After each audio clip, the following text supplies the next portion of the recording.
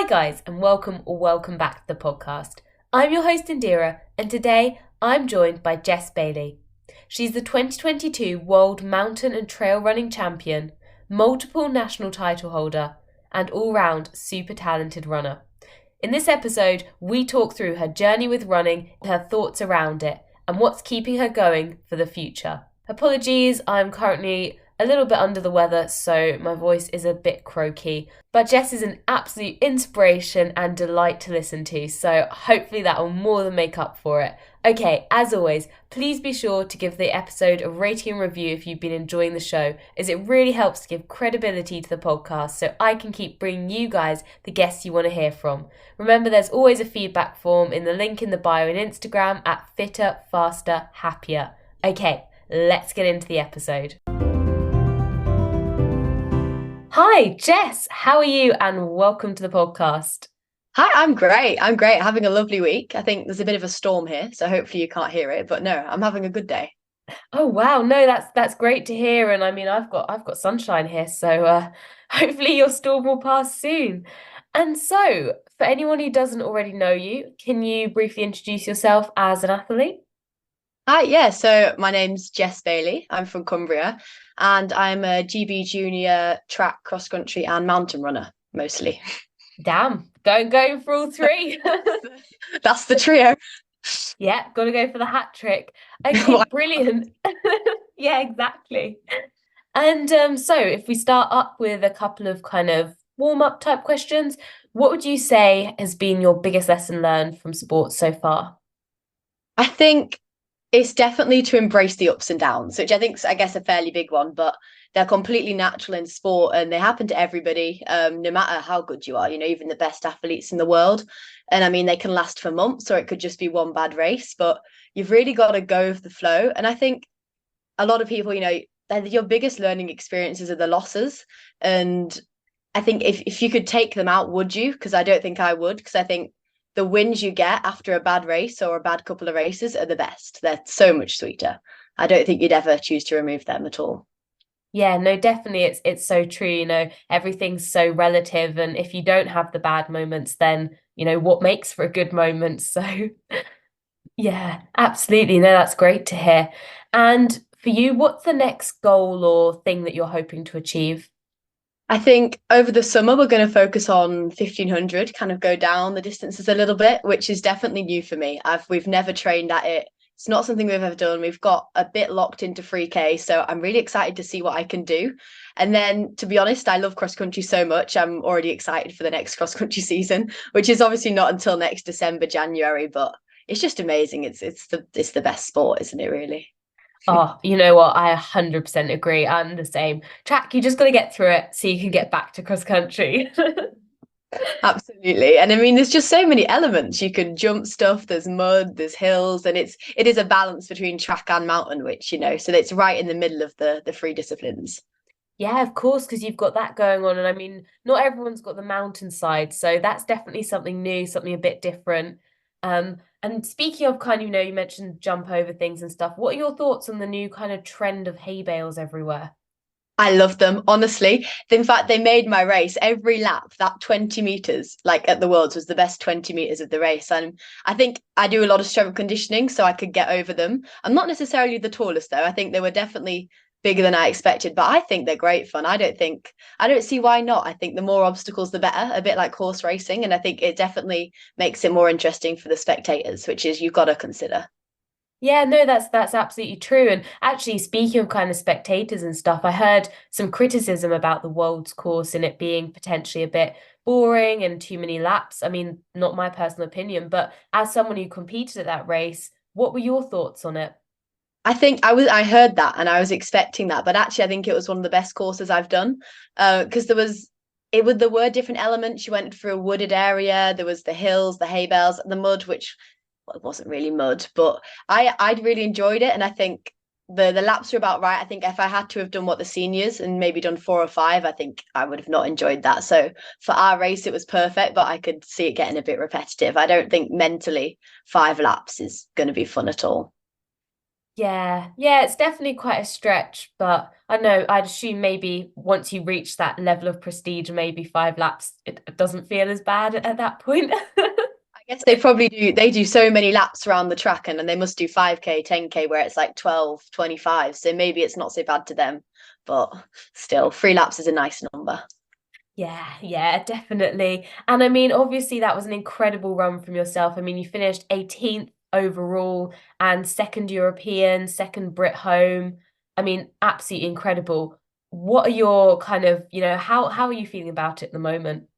I mean, I was absolutely ecstatic after the race. I was basically bouncing off the walls. I couldn't believe it. I started the race really slow, so I'd really thought I'd messed it up. I was kind of, I think, 40th, 50th coming around the first lap, and I could see kind of the rest of the girls really far ahead. And I didn't want to let the team down. We'd gone into it with kind of high hopes for the team, and I think we delivered coming fifth. We were all really chuffed, but I was pretty scared. But everyone I'd talked to, everyone who'd given any advice, especially regarding the World Cross, which is known as one of the toughest races in the world, was just go slow. And with the heat, which was a very unexpected element, I'm really glad I did. But yeah, there were times in the race I thought it was over, but fortunately not.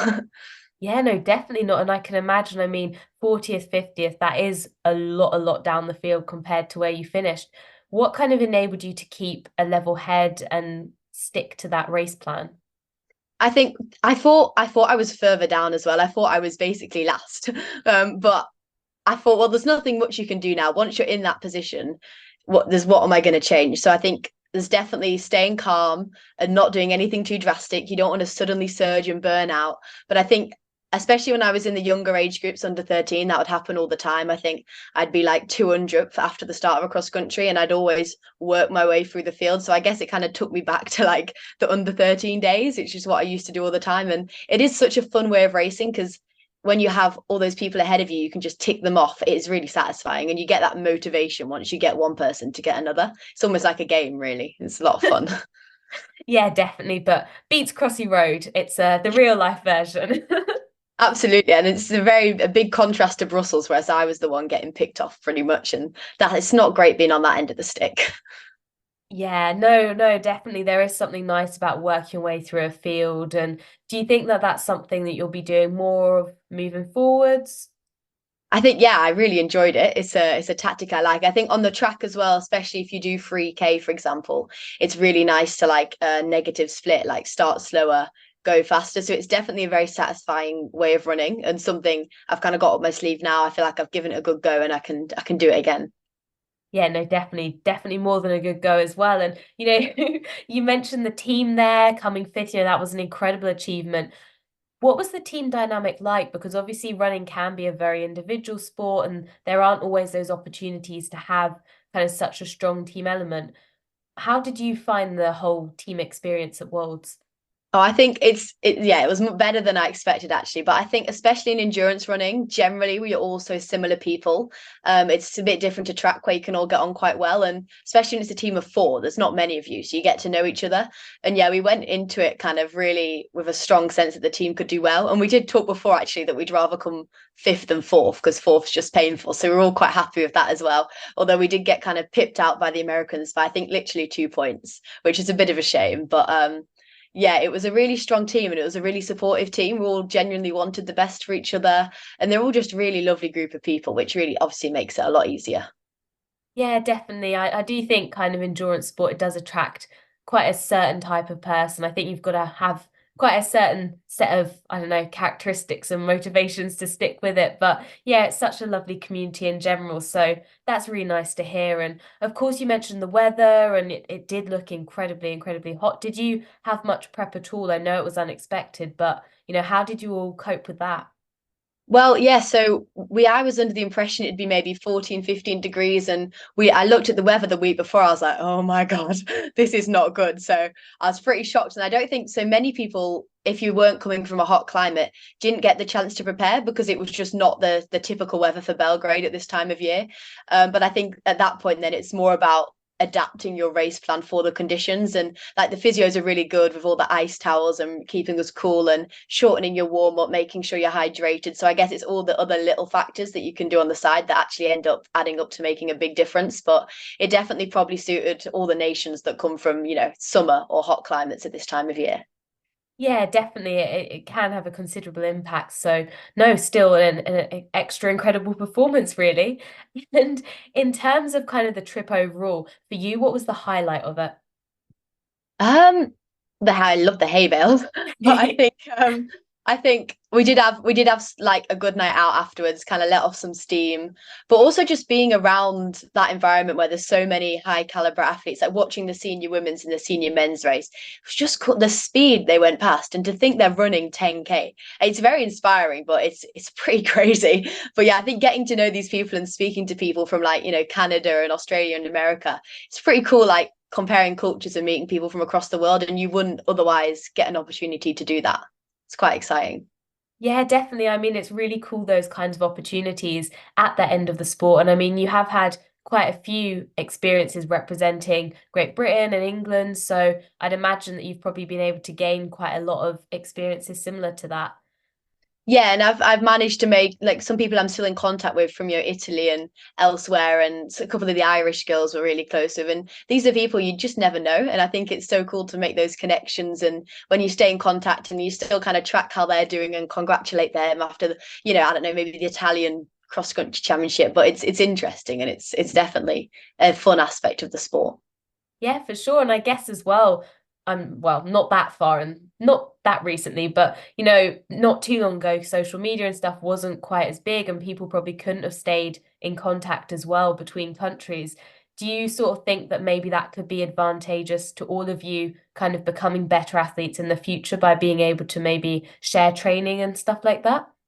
Yeah, I think so. You share training and you inspire each other as well, and kind of stay in contact. And obviously by having friends, that helps a lot. And I guess maybe like as we get older, maybe we could meet up again and train together, which would be quite fun. But obviously there are downsides to social media with kind of you're watching other people and you see what they're doing. So I'm not sure which way I don't know if I'd rather be like a couple of years ago where it wasn't as prominent. But I know I do enjoy keeping tabs on the people you've met. Yeah, definitely. And for you, in terms of social media, are you someone who's sort of a big social media user or? Not particularly. I mean, obviously I have Instagram, but I'm really bad. I barely post anything. I probably should. I get told I should as well, because you've got to kind of sell yourself as an athlete, and maybe when I'm older, but I think it is kind of an added stress to everyday life. And I quite like just doing my own little thing in Cumbria, pottering about pretty much. But I think I worry about the kind of the younger age groups and the impacts it'll have on them even more so, because even through like my progression through the ranks, like as an under 15, I didn't have Instagram, but now they all do. And kind of watching each other train a lot, compete a lot, it's definitely worrying. Then how is that going to impact their development? I don't know, but yeah.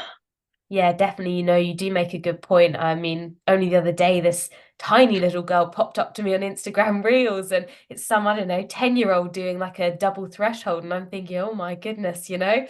Um, but do you think that the younger generation is maybe getting too intense, perhaps, with their training as a result of social media?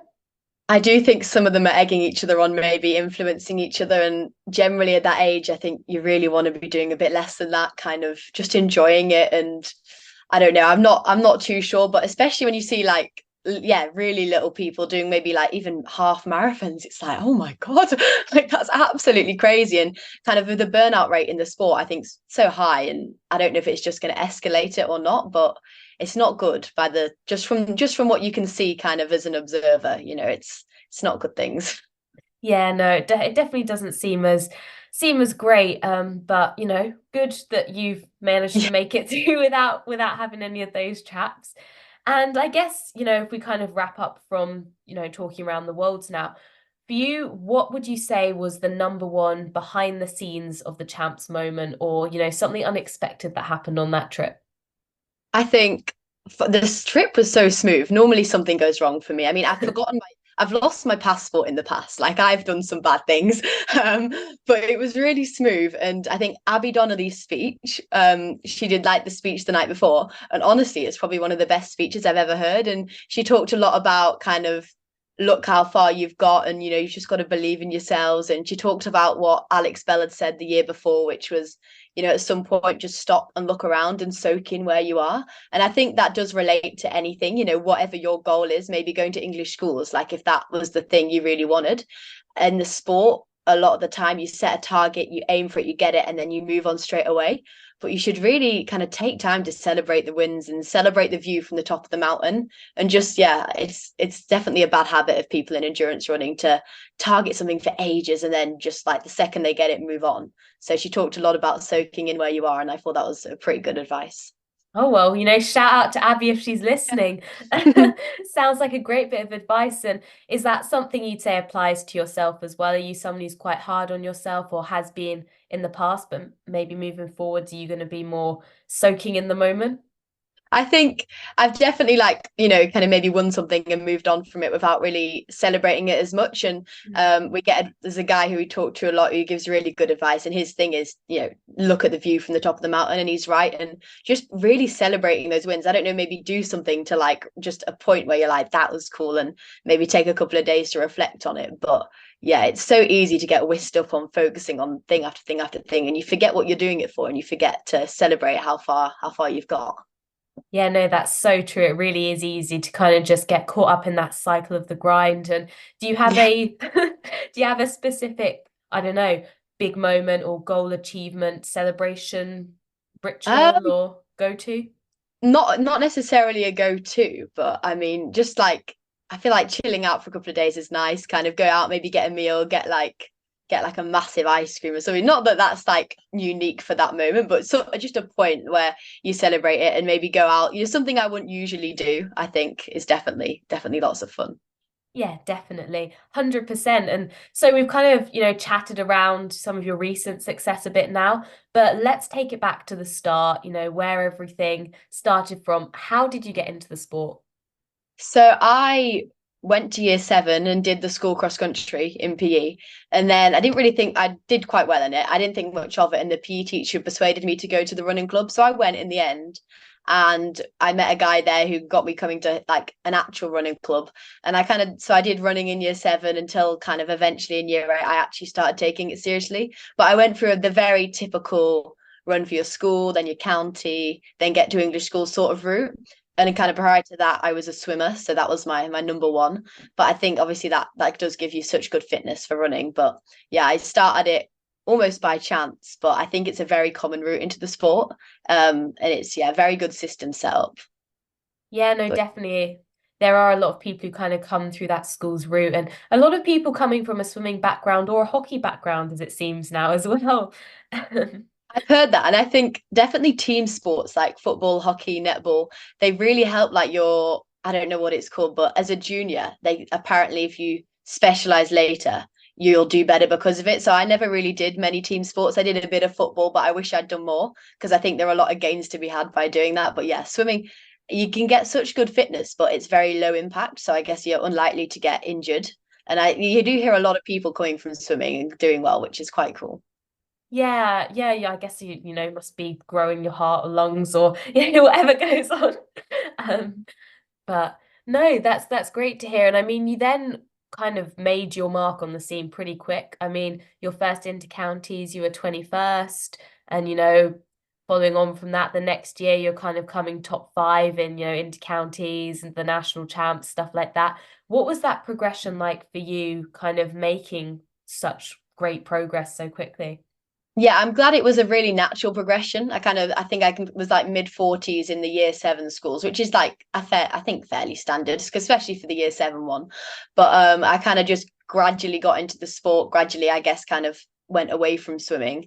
And I was fortunate that local club, Levens Valley, it was all quite a gradual process, and they kind of looked after us like you should do rather than kind of overdoing it. But yeah, I did really enjoy targeting the next championships, and especially English schools where it's top 10 get a side vest. That is such a good thing to aim for as a junior athlete.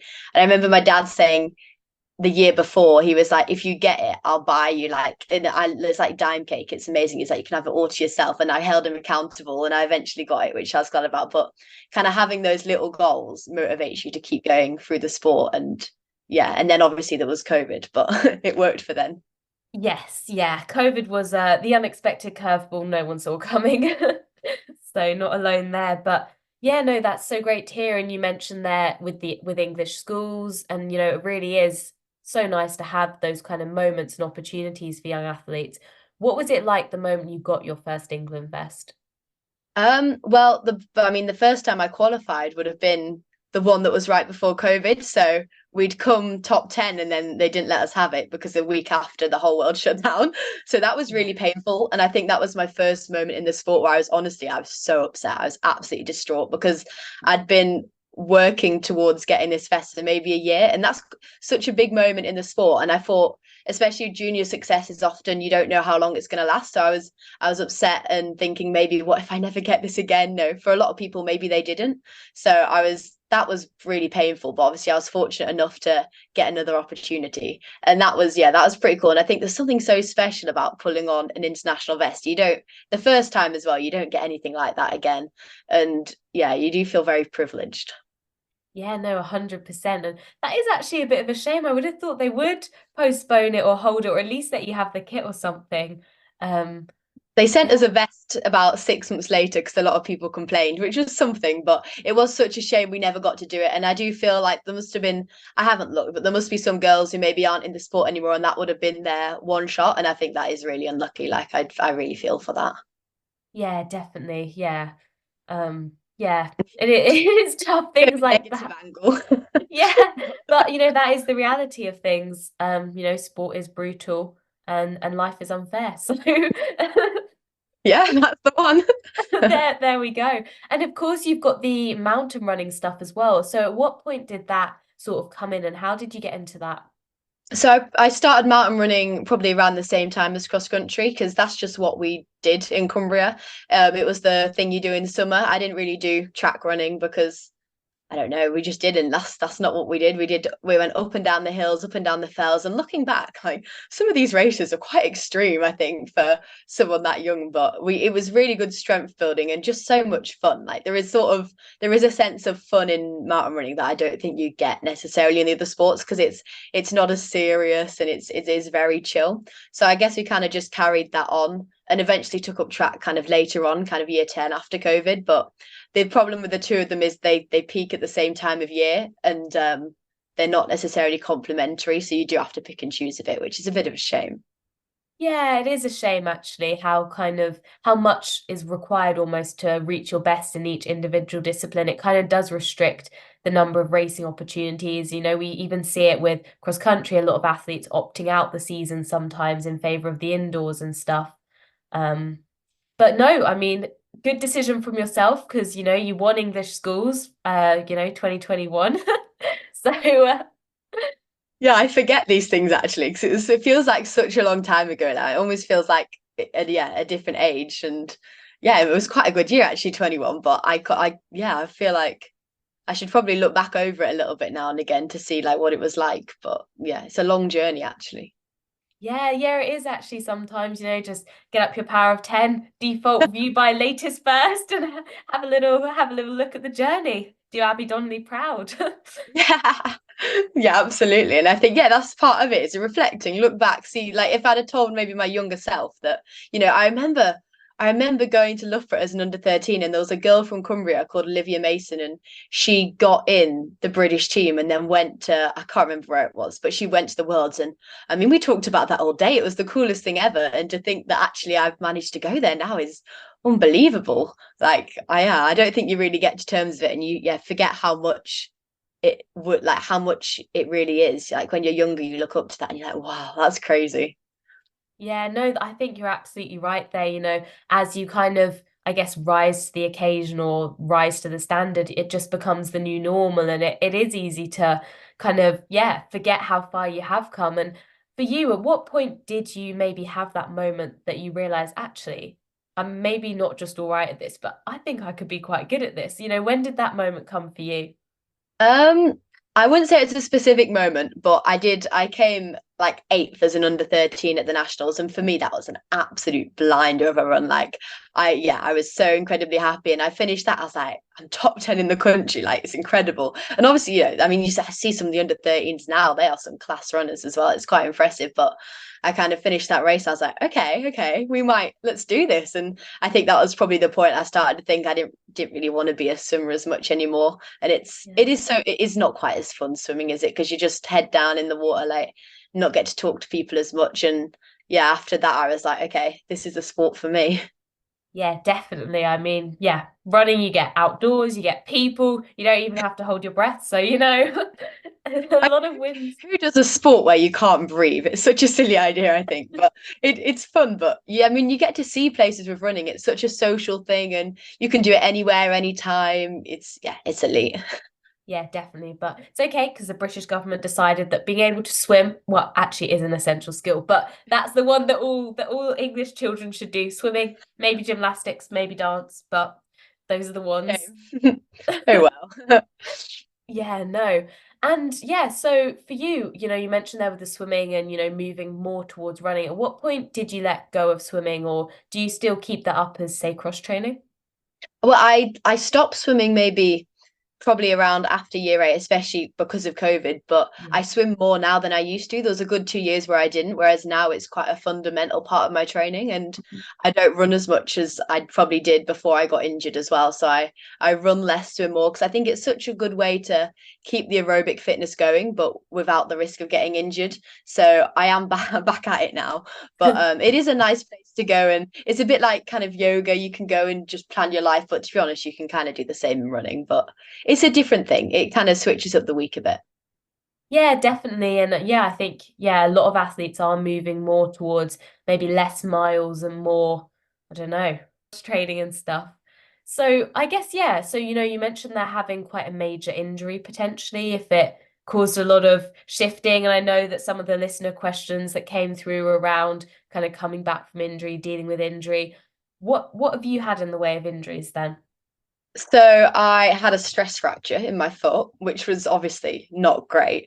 It was about 4 days as well before the European cross country trials, which were like the big aim of the year. I was so excited, and it was the last session. It was like our very last session before it was a really light session, couple of 200s, and I got halfway through. I was like, Pat, my foot hurts. And he was like, what are you talking about? So that was really unlucky. We didn't know what it was at first. But yeah, so that was a stress fracture in my metatarsal. We're not really sure why, to be honest. Partly biomechanical, just because I've got feet of different sizes, and the way I run does put a lot of weight through my second toe, which is also really long. But yeah, we're not sure, but it was pretty significant. I spent 6 weeks in a cast, and then I spent another 4 weeks in a boot. So it was a good 10 weeks out of, and I didn't do any training across all of that at all. I did a little bit of S&C on one leg, but that's about it. And then after that, I basically had to start from nothing and started swimming with a pool boy, and then biking, and then eventually running. But though, running by that, you mean like 2 minutes round a field. And then, so it was a really, really long process. I think it was about 6 months until I was back to not how I used to be, but like a decent standard. But I'd never experienced running that unfit before. And I have a new respect for like all the park runners of the country, because it's absolutely horrible. Like, that's not what I do on a day-to-day basis. That was some painful session. Like, yeah, weird. Didn't like it. Gosh, no, wow. Okay, there's a lot there. And when exactly was this roughly in terms of was this, more This recently, less recently? was the start of December in 2022, I think. I forget what year we're in. So about a year and a bit ago, pretty much. Oh, okay. So Okay, yeah. I was like all of December and January, I didn't train. And then I started swimming February, kind of started running late March, April. And actually, I think because of the swimming and the biking, I did get the aerobic fitness kind of up quite quickly. And I did ended up having a track season. I didn't get any PBs or anything like that, but it did end up going much more successful than we'd expected. So I was probably quite fortunately timed that we did just have enough time to get a bit of something out of it before then moving on to cross country, which was, yeah, it was lucky in the end. Yeah, of course. And, yeah, 2022 was the year you won the English national and, a lot of success. So, yeah, I can imagine that must have been kind of a time where it was like, oh, really injured now? And yeah, like you say, with the trials coming up and everything. And yeah, so I guess there you mentioned sort of biomechanics and stuff. Is that something that you've maybe been able to look into since? No, but not like properly. There's not much in Cumbria where we can do that. But especially speaking to a couple of people, there's a couple of people who think that carbon plated shoes, they're seeing a big rise, especially in stress fractures of the feet because of the way you've run and the way it puts impact for your body. You're not strengthening it in the same way. So yeah, I'm not particularly sure what it was for me, but I think just stuff like there are risk factors. So like I have a long second toe, which is really weird, but that means more weight goes through that second metatarsal rather than it should go through your big toe. And then because I've got a small foot, none of my shoes actually fit right. So you're not getting that support. And if you think every time you put your foot down, the load that goes through your foot is quite great. And as someone who does a lot of S&C, I'd never even thought about strengthening my feet. I thought, well, I don't know, why would you strengthen your feet? And now it's something that I always do because I think it's definitely an area that is overlooked pretty easily. And turns out they're quite fundamental actually. If you hurt your foot, you can't run, it turns out. Yeah, no, definitely that is so true. Yeah, I've definitely been someone who's had been there with the band around my big toe before and stuff. So yeah, as insignificant as they sound, feet are definitely super, super important. And yeah, so I guess in terms of, that whole process, if you kind of think back to it now, what was it like at the time, sort of emotionally, and how did you cope with that, especially coming from a place of a lot of success? Yeah, so I was pretty much fresh off the World Championships as well, which is probably again another risk factor. All the travel, it's quite tiring. It does take a lot out of your body. So it was such a stark contrast because I went from the best week of my life, kind of ever, to a really, really not good. And yeah, I was really upset. And especially, for example, watching the trials at Liverpool, I think that was probably one of the worst days of my life, and I still remember it really well because I was just absolutely distraught. And I'd wanted to go. The European cross country had been my aim for maybe nearly 2 years at that point. And as the year before, I'd got in, but I was too young, and so it was quite like a long. I felt like, oh, I'm never going to get there. And yeah, there was a good 2 weeks where I was not happy. I didn't really do anything. Obviously, I went to school, but I didn't learn. I was completely out of it. It really wasn't myself. And I think it's good. You have some time to decompress. And that was probably my lowest I've ever been in the sport. But then you've got to kind of switch your focus. Okay, this has happened. It's where we are. What are we going to do about it? And that's when I kind of made my plan, got to it, found some S&C, which apparently if you do S&C on one leg, it does actually help the other. So, and you don't get lopsided, which I thought I might, but yeah, and that's when I started focusing what I could. I did one-legged yoga, stretching. It doesn't do anything. I could have done nothing for 6 weeks and it wouldn't have made much of a difference. But I think having that focus and feeling like I was doing something made a massive difference. Yeah, no, definitely. And just to sort of paint the picture there, guys, when she says best week of her life and stuff at that point, this was the World Mountain Running and Trail Championships in Thailand, where she did win for both up and down as well. So yeah, that is definitely a massive high. And then of course, having to watch that race at Liverpool and things like that. And yeah, was there anything in particular, I guess, other than maybe finding a sense of sort of control and stuff through perhaps having, a little bit of S&C that kind of helped you to shift your focus or find that more positive outlook? I think I think plan by like putting together a plan, and we looked at the summer, what races were there, can we make it? And especially talking to my coaching team and my parents and my friends, they were all very positive. Like, don't worry, like this is fine. You're gonna be absolutely fine. I was like, okay, if you think so, and I kind of trusted them. And that's where I was very fortunate to have been a swimmer because it was something I could really capitalize on. And I was there quite a lot in the mornings just because that's when it's open, not because I'm crazy. But I managed to get a lot of training in, but I think if I could have choose to not have had it, I wouldn't because I did learn so much, and it was definitely a steep learning curve and an enforced one, quite harsh, really. But I learned a lot from being injured and kind of coming away from, I guess, the spotlight. Not that you get a lot of kind of attention as a junior, but coming away from that and being away from it for a while, I think it does help and it gives you more perspective and nobody really cares how you're doing. And it gives you a bit of that, and you're like, okay, right. And you can just focus on yourself and focus on your own little bubble and your little world rather than getting distracted by all the different kind of noise, I guess, of the sport. Yeah, no, definitely. Sometimes it is, nice to have that time out, but it does always feel like, oh, if I could have chosen to have the time out, then I would have. But in reality, you would never choose to have the time out. So sometimes it takes a bit of enforcement from Yeah, from the it does. body. No, I could never sit there like optionally. Obviously, we do have our rest weeks at the end of the summer, and to be honest, once it's been such a long track season, you love it. We have like a whole 3 weeks of nothing. But if I actually took that much out, I think I'd probably start the running again and be like, why did I do this? Because it's just like, yeah, running around like a muddy field, and I was probably running so slow. Like my sister could beat. Well, no, she's a good runner, but you know what I mean. I was not where I used to be. I was like, this is a hard sport. Wow, but yeah, it's a shame. Yeah, it definitely is mind blowing actually. Anyone who's been out long enough will relate there with you and myself included. It really does hit different. You kind of realize, wow, all this training I just do actually does do something because I remember doing my first 1500 of the season was actually, I think, maybe my first time on a track. So I was, very not used to it. And I was like running around, and these like maybe like the laps I used to do and feel really comfortable. I was just sprinting my little heart out and getting took by like these under 13 girls. I was like, oh my God. But like you do think like, how on earth did I used to do this? But actually, as the weeks go by and the months, your body get used to it. And I think your body does get used to it. And I think it's the same at the start of the season. So we'll start doing our track sessions next week, and I'll maybe try and go somewhere near my old 3K pace. And I'll be like, how did I do this last year? It's unbelievable. But actually, as the months progress into track, it happens every year. You just you do it. And I don't know how it works. It's crazy.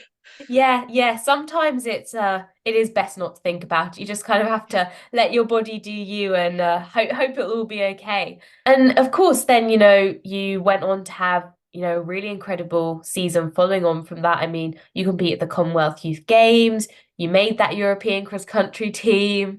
You finished an incredible eighth at Brussels and stuff like that. So yeah, talk us through what the build back was then like for you. Yeah, so obviously I kind of, as I mentioned, it was a lot of cross training, a lot of swimming and biking, and I remember this the other day doing bike sessions on like the same day as the Loughborough Inter-Counties and watching like all my friends basically running at this race, and that was really motivational. But yeah, so I did a lot of biking and started running maybe March, April, and we just took it quite slow. We had the view that we want to fix this once and for all. It's not coming back. And we'd had a couple of talk to doctors who were like, you could just do 5 weeks in a boot if you want, rather than like, 10 overall. But we were like, no, let's play it safe. But we kind of built into track season, and it was definitely about going to these 1500 races. You got to really definitely park your ego aside, like, and accept their process races. I'm not where I used to be. And I did kind of, especially at some of those races like Sports City Grand Prix, there were a lot of people I knew and a lot of people who were kind of on the sidelines, and I didn't get too nervous, but I was kind of like, what are they going to think, like watching me run around running slow? And I didn't necessarily look how I used to look either. I was like, this is pretty uncomfortable. So I kind of had to push myself through that a bit. But I think I was so happy just to be running, it didn't bother me so much. And I enjoyed getting back to it, and I was happy. I was under the impression that it wasn't going to be a very good track season. I definitely thought it was going to be much worse than it was, and I was happy just to enjoy what I could get out of it. So when it did start working out and I did start getting some 3K, like good, not PBs, but like decent times, yeah, it was crazy. I did go from like a couple of months of not fun at all to a surprise, really, where it started going great. Yeah, definitely. I think people often do surprise themselves, or, your body is stronger or better at sort of remembering its past, I don't know, muscle form or whatever, when coming back from these things. And, if you had to go back now and give yourself a bit of advice for those times, especially coping with maybe expectation from others and stuff like that, what would you say to yourself? I think I think you should always focus on yourself. I think in the sport, so many people like, especially going into track season, where say you get a good time. I think we've all had it. You have a good time, you come away, and then you look at para 10, or say you go on Instagram and you look at what someone else has done something better, and you're like, oh, and all of a sudden you're disappointed. And it is kind of that the comparison is the thief of joy, like that, the quote. And I think you've just got to really like your own bubble. This is your own journey, and there's so many paths to the same place. Like if someone else is storming it right now, like it's not bothering you, it doesn't mean anything, and it's good for them. And you've got to just not let it distract you, and especially not maybe see how fast someone else is going, and then all of a sudden, right now we've got to like throw the sink at it. It's like, no, you just got to take your time, chill out, and yeah, just enjoy your own wins rather than looking at other people's, and don't let other people's successes in times put yours down, because just because they're good doesn't mean you're not. I think is definitely, especially in a sport like running where it's very, especially track is time based, and there's a winner and there's a loser. You know what I mean? You've got to be happy in yourself, really. Yeah, definitely some really, really sound advice there. And, I think having sort of that sort of strong mindset really can help with longevity and continued success in the sport. And would you say that you are someone who maintains quite a long-term approach to your training and goals, or, where do you stand with that? Yeah, so definitely that's what we're doing. We're aiming for, I want a career in the sport. And obviously, the odds of that happening are really low, but you might as well aim for it. Why not? Like if someone else can do it, why not give it a go? And if it doesn't work out, it doesn't work out. And I think even if someone told me today, oh, you're not going to make it, I wouldn't change anything, because training and kind of the whole aspect of the sport is so much fun. But yeah, everything we do is geared to longevity. And so like my training's quite low, my mileage is low, we're taking it slow. Coming back from the injury, we could have maybe absolutely gone for it, to get fitter, but we were like, no, that's not the way to do it for the long term. And I think especially in the junior age groups and the younger ones, for sure, you've got to hold back. You can do more, and you can make a junior athlete really fast by putting a lot in, but most of the time it's not sustainable. And that's not the same for everyone. I know as an under 15, I used to kind of get a bit upset because I was doing all right, and people would say, yeah, but if you're good now, you won't be good when you're older. And I was like, oh, so I was pretty sure I probably wouldn't make it to under 17. But actually that's not necessarily the case for everyone. But it's the same thing. There's so many different routes. It doesn't matter if you're coming first or 300th. Like you can kind of succeed and get to where you want to be.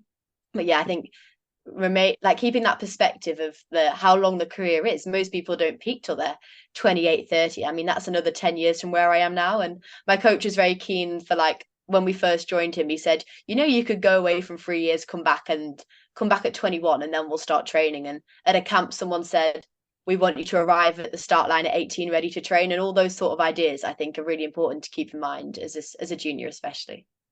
Yeah, definitely. I think that is really, yeah, something really important for younger athletes to bear in mind. And I love what you said there with mileage is low and taking it slow. And yeah, I mean, with that sort of mindset and the kind of talent that you seem to display, it definitely seems possible that you could go on and have a successful career in the sport.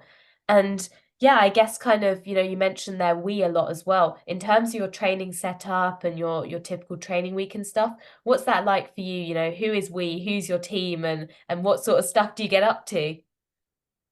Yeah, so we originally joined, kind of, my coach in Para 10 is Matt Long, and we joined him maybe a couple of years ago because I didn't have a coach. My coach had left the sport, and me and my dad were kind of doing it ourselves, and we were like, we don't know what we're doing. And it was actually mainly because we were like, well, if we want this to be long term, we need to get it right now. And what you can do now can negatively or positively, I guess, impact the future.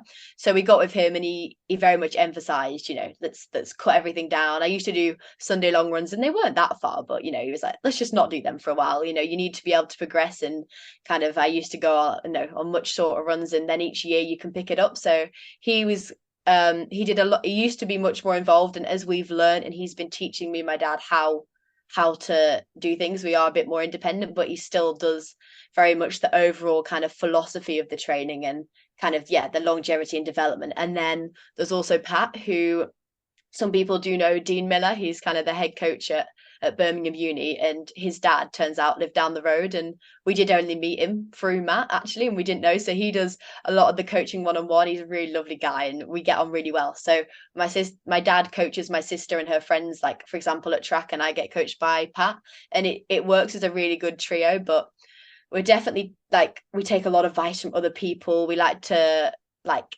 I think you can always learn more. And that's kind of, Matt's brought that to the table, I guess, because he knows so many people in the sport. We've always had, especially at the start of our, like, coaching athlete relationship, we'd have a lot of Zoom calls with all these different people. And to be honest, I didn't always know what was going on, but more just learning about their advice and what they do. And it's all been very interesting. But in terms of a training week, at the moment, I've been running maybe I'd say 3 to 4 times a week, sometimes less. And then swimming twice and then strength conditioning twice. That's kind of how my week goes at the minute.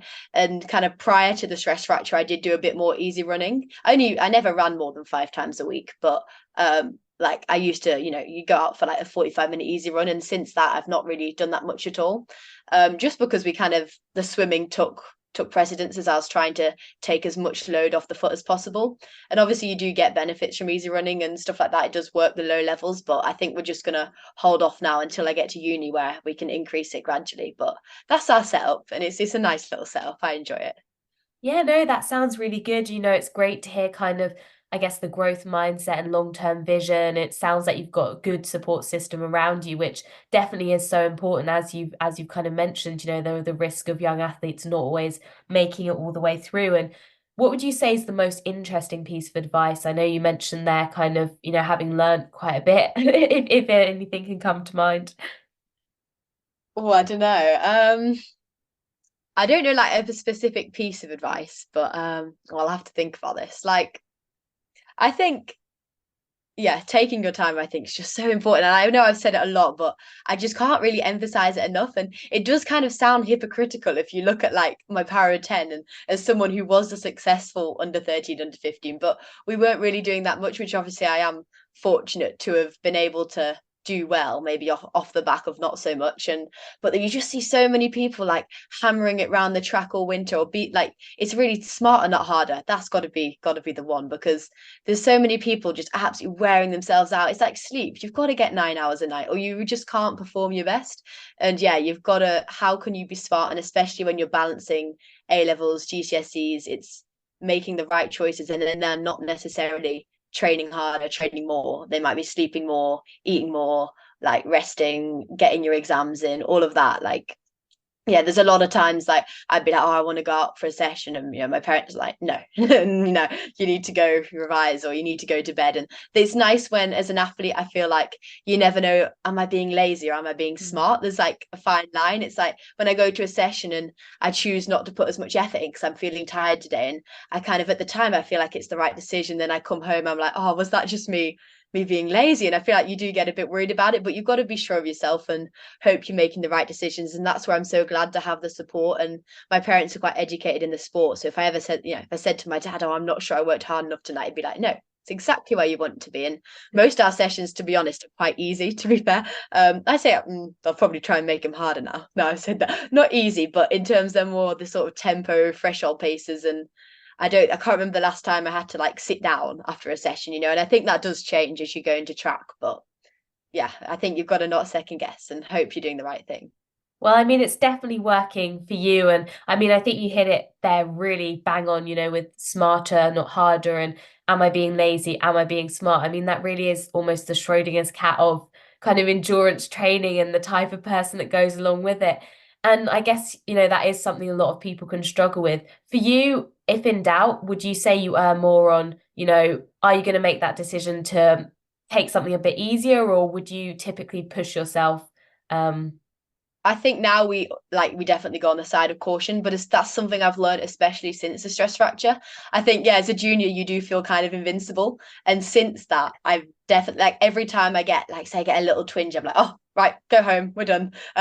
Stretch, roll, and that's where though often I'm not sure, and that's where like my dad's he is a coach, but he doesn't necessarily do as much of the coaching. He's more for the day to day. Like if I'm tired, I'm like, oh, I don't feel like doing this. He's an outside. He's like, oh no, I think it'll be better for you to like get out and clear your head today. Or sometimes he's like, you're right, you're looking a bit tired or like pasty, get to bed. So it's quite nice to have someone else to make that call sometimes, because it is, yeah, it's very much the endurance sport personality, and you never know, is this the right choice, or is this me just like being lazy deep down? But I don't know. Yeah. Well, I mean, if you've got this far to through the podcast, you're probably pretty solid endurance sport person. So the answer almost certainly is you're not being lazy. You should take it easy. Sometimes I look at the races, I'm like, oh, I could have worked hard. I even thought that after the world, and then I watched back, like I collapsed over the line and this woman peeled me up off the floor. I was like, oh, I couldn't have worked harder than that. And I forget how hard I worked in these moments. It's like I look back at a training block, I'm like, nah, it wasn't that hard. But I forget at the time, like all those days where it was rainy and I didn't feel like it. And I think a lot of people are like that. You forget you only look at the positives and you forget how hard it was. But I've got a really bad habit. After races, I think, oh, I could have pushed more. And most of the time I probably couldn't, but I forget that I was pretty dead. Yeah, no, 100%. Yeah, I can relate to you there, and I think so many other people can as well. It's so easy to just sort of take the positives and you sort of forget all the other bits, and it's like actually no, that you're not expected to put everything in life. I mean, no one can realistically ever give probably 100%. So, sometimes 90 is the 100. Yeah, I think you maybe if you're like getting chased by someone, but there's like that. Yeah. It's really interesting how different your head makes. Like you could always give more, but you really don't feel like you can. It's very interesting psychology. I don't know anything about it, but it is interesting. Yeah, definitely. I think there's an increasing kind of awareness of how much of an impact psychology and mindset can kind of, yeah, have a difference on things. And, just a bit conscious of time here. So maybe moving along a little bit. You mentioned, of course, balancing the academics as well. And that's something that people are very interested in, kind of maintaining that balance. And, you're an A-level student. What A levels are you doing? How are you finding the balance? How excited are you for the summer? So I do biology, chemistry, maths. So I don't do four, but I didn't make it easy for myself. I wouldn't do four. I don't think I'd survive with four. Um, I think so far it's gone okay, but we're in like the -8 weeks sort of thing. I am feeling it this week since we've got back from Belgrade actually at the weekend. I'm like, oh my God. I'm getting a bit stressed making the plans, but I did not manage running and well in GCS running and school well in GCSEs. I was organized to a degree and then it just absolutely fell apart. Like I didn't get enough sleep, I was revising late, I was up early, and like not so much training, just exams. And you don't realize how much it takes out to you. And again, that's another factor which would have contributed potentially to the stress factor, just because you're wearing yourself out. That was, a couple of months before. But this time I'm pretty determined I need to get it right. And there are very important A levels, and they're definitely the priority over running for sure over the next couple of months. And there are little things you can do, like, stuff like yoga will go, strength conditioning I won't do. You've got to kind of cut down as much as you can, like get the bare bones of training just to get you through. But I'm really scared. I'm scared. Like, you will like not getting the grades would be quite a problem, but I can't wait for the summer. Like the day of the last exam, you're free. And then as like you said before, you can go to university, and hopefully I'll never have to go through something quite like this again. Yeah, no, definitely. A levels really are kind of that final pressure point. And yeah, they're definitely, it is a scary prospect. But at the end of the day, I guess it's almost like running, it's like training, everybody's human. No one's actually a robot. All you can do is put your head down, make a plan, talk to your teachers, find out what you've got to do, and just, chip away at it and just, know that you put the revision in. That's the work, that's the training, the exam's the race. You've done the training for it. It's not going to go awfully if you've done that. Might not go amazing, but it'll at least go well for Yeah, for the best. you're absolutely right. And I think especially from running as well, you learn like, the resilience and kind of making plans and dealing with pressure. For example, I see so many people who just get into like the exam hall and like crumble, but most people in sport, I guess, I think would go the other way. So there are a lot of tactics you maybe learn subconsciously through sport that go hand in hand with training. And I feel like you meet most sports people are actually quite good academically because they have that, I mean, that discipline. Not necessarily, but yeah, you should be okay. We'll see. Yeah, no, well, absolute best of luck with that. And yeah, I agree. People do tend to kind of translate the skills from one to the other. And kind of on that note, you say this year you're keen to learn from maybe what didn't go as well with GCSEs. Is there any specific changes or anything you found that's been working really well for you this year that maybe you can share? Um, well, I'm trying to kind of revise more in advance, plan a bit. I think going through the exam season, I will not sacrifice sleep ever. That's something I've really learned this year. Like it makes such a difference. So that's why I'm trying to revise enough now that I can sleep 9 hours every night throughout the exams. But hold on, I need to remember the question. um, No, no worries, happens all the time. You'd be amazed. In terms of kind of, see, I have to remember it now. Anything that you've changed between GCSEs and now that's kind of helped you balance things and yeah. I Yeah, I used to always put little things in, like I'd put a core workout in there, stretches in there, little foot exercises in there. And I think, yeah, it's just cutting them out. And even when you've not got exams, they're also unnecessary. I think to get the right work-life balance, you've got to get a good training block, like maybe you do obviously need to do a bit of recovery, but in general, keep your bare bones stuff going for exams and you should be okay. And end of the day, if you're getting really stressed of exams, it's the training that has to go. You've got to get these right and get them done now. So yeah. Yeah, definitely. No, sound advice. And finally, if we've just got, a bit of time left, we can go through some listener questions. So 2 seconds, I just need to find them. Right. Okay. So first up, we've got what goes through your head whilst running? I saw that. That is a good question. And you know what? Does anybody know? Like, I haven't got a clue. Well, to be fair, I went to ITP and he told me to do some visualization to really focus on the race. I thought he was, talking out his bum basically, but I was like, oh, maybe I'll try. I do it all the time. I do it before every race. I absolutely love it. Like imagery, kind of like imagining the race. And with that, I kind of pick some quotes that I want to remember in the race when it gets painful, kind of anticipating the pain and get pushing for it. It's not, and I don't think I naturally have like, a crazy pain threshold or anything. I do have to focus quite hard on pushing through that and really want it and kind of run aggressively. So I used to I still do actually, and I did for Belgrade, is like write a quote on my arm that I want to remember. So for example, like when the body says no, the mind says yes. I get that the wrong way around sometimes. I hope that's the right way around. Yeah. Like when I'm running, kind of you just think like 5 more minutes of pain, 5 more minutes of pain. I do repeat just kind of cliche stuff like that. I think helps. And if I think you need a plan before almost as much as you have a plan for the race of how you're going to manage your head and how you're going to, when you get to that point where you don't want to run any harder, what are you going to do? And I think if you invest as much time in that as you do like your planning of what to do in the race and your tactics, I think it helps a lot. Yeah, no, definitely that's a great one. And yeah, I mean, sometimes I've tried to think of, things to hold with me in the race, but I haven't written it on my arm actually. And come the race, it's gone from my head and that's that. Game over. But no, No, me that's too. really cool. I'm so forgetful. It's awful. Yeah, honestly. So good job running's kind of a nice simple sport, I sometimes think, I wouldn't want to be dealing with heaps of gear or anything like that. No, if it's much more than run straight forwards, I would be so I wouldn't work. What do you see as your best track distance over the next year or two? Oh, I don't know. I'm gonna try 1500 this year, but I think naturally, just like by kind of guess like natural talent wise, I am more suited to 3K, 5K. But I think by working on the 1500, I guess I'll then stay at my best distance about 3K. But I don't know, like because I've not necessarily last season wasn't track training, it was just injury comeback.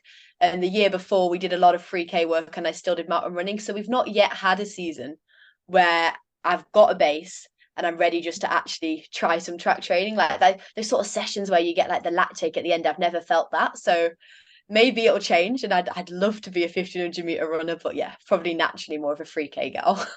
Oh yeah, no, I mean maybe this season will be the one. And yeah, no, I can relate with you there. I'm still waiting to feel the lactic as well. Oh, and we've got one on weekly mileage. I think we don't track it, but I do like my Garmin goes to Strava, so I can just keep an eye on it. And I think the past kind of 8 weeks have been about 30K. I think I don't know what that is in miles. Actually, I wrote it. I think it's like 15 to 20 miles, which I think is quite low.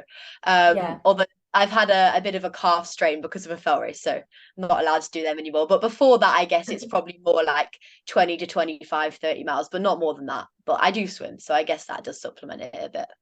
Yeah, definitely. But yeah, I think there definitely is kind of an increase in runners coming forward, showing that you don't have to be running these, I don't know, 80 miles a week or whatever sort of terms have previously been bounced around. And then in terms of mountain, what type of training helps you excel the most in mountain? Mountain.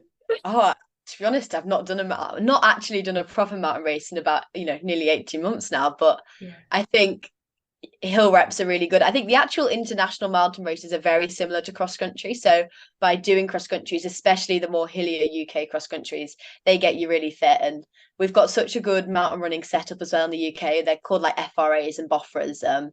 And yeah, the pain you feel in a mountain race and the fitness you get, I think, is unrivaled to any other discipline. So I think by getting those races in, I think that definitely helps you on the mountains. No, awesome. So yeah, get yourself up some hills, people. And now we've got one bit controversial. I don't know if you want to comment on this or not, but are you going to uni, and if so, for what? I am going to go to uni, and I'm gonna stay UK based, and I'm going to study sports science. Hopefully, I've got to get the grades. It's a bit cliche, to be honest. It is the typical athlete, but I genuinely really enjoy the topics, and I'd quite like to go on to do a master's after that. But yeah, it's the standard journey, I think. Yeah, definitely. I mean, yeah, there's kind of two camps of people. I think everyone loves it, but some people want to keep them separate. Some people are, I am all in. I'm gonna study it all. Okay. And favorite discipline. I guess, you have sort of left mountain a bit, but out of mountain, track, road, or cross country. I think cross country, but I think I wouldn't like to do a whole year of cross country. I think the track is such a good way to break it up because I mean the cross country isn't time based and no, yeah, that's right. It's not time based and it's how you feel, and then you go to track and you get to better these times every race. So I think they're like opposites of each other in such a lovely day, and to kind of split the year, it really keeps it fresh and keeps it fun, I think. But yeah, no, cross country is so much fun. Yeah, definitely. Okay, cool. And finally, we've also got a typical week of training. Well, we've not been doing things by the week, which is a little unorthodox, basically. Oh, the Um, runners can't cope with this, Jess. It's I got to be know. weeks. I know. To be honest, I'd quite like a week, and I might go back to it. But what I've been doing so far is basically I get a massive whiteboard, put maybe the next kind of big race in the corner, and work back like right, Monday, Tuesday, Wednesday, and then I just kind of outline when we can session. And yeah, it's not at all by the weeks, but in general, it's like I do. If I was gonna do maybe a session and then a rest day and a session, it would be a really easy swim. And if I'm having 2 days between kind of a session, I'd do I'd get a good aerobic swimming, which is quite fun. But yeah, I'm not a weak person, so everything's all over the place. And we're fortunate we can go down to the track kind of, it's a bit flexible. But mind you, I've not been on the track for a while, more in the summer. But yeah, it's not the answer maybe would have wanted, but it's different.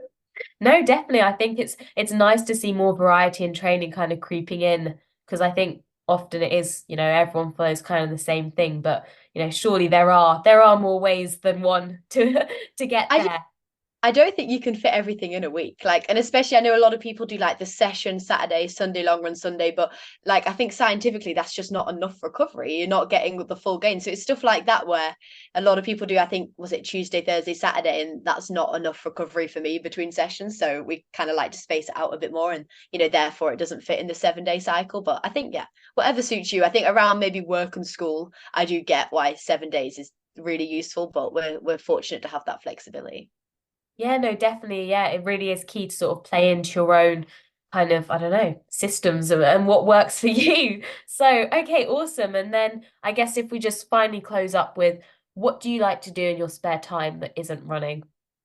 I love cooking. This is my Mm. favorite thing. I mean, I made a cookbook for my EPQ. I quite enjoy it. I think, and baking, kind of all of it. And other than that, our whole household is Springsteen fans, so maybe go to his concerts now and again. But I like to sleep, to be honest. um, yeah, there's not a lot going on here, to be honest. In Korea, it's fairly. There's not necessarily loads to do. You typical walk the dog and stuff. But yeah, I do really enjoy cooking for the family. I find that a lot of fun. Oh no, lovely. No, there is something nice about cooking actually. It's nice, kind of relaxing. And have you got sort of a I don't know the word, but you know, your dish as a chef? Oh, I love a this Thai dish where you like get your wraps, fill it with these like noodles, bit of satay chicken. That's my number one. It is absolutely banging. We had Sounds it good. we had it the day I came back from like Belgrade. It's always my number one, and the rest of the family don't like it that much, but it's tough because I'm making it. Yeah, I mean that does kind of work. If you cook, you get the rights over meals. So I get to choose it all. awesome. Okay, cool. No, well, thank you so much for chatting with us. It's been great hearing about your journey, your experiences, and wish you the absolute best of luck over the upcoming season and of course with exams and everything. So, no, thank you. Yeah, thank you very much for having me. No, it's been a pleasure. So, that's it for today. Thanks for listening. I hope you enjoyed today's episode. If you did, be sure to rate, subscribe, and leave a review. This really helps to get the content out there. And I want to make this podcast the best possible for you. So go follow Fitter, Faster, Happier on Instagram. That's fitter, faster, happier, to leave your questions, comments and feedback, and for updates and guest requests. All the best for the week ahead, guys. Run happy, live happy, be happy.